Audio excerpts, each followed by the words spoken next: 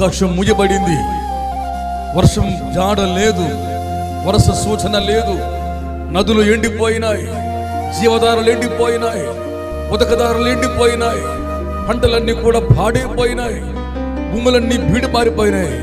అలాంటి దుర్దశలో దేశములో మోపైన వాన కురవాలి అంటే, దేశమంతా మరలా గొప్ప వర్షంతో తడిసి మొత్తవ్వాలంటే, ఈ క్షామాలు పోయి ప్రజలందరూ క్షేమంగా బ్రతికి బట్టగట్టాలి అంటే, ఆసక్తితో రోషముతో దేవుని సన్నిధానములో ప్రార్థించే ఒక ప్రార్థనా పరుడు దేవునికి కావాలి.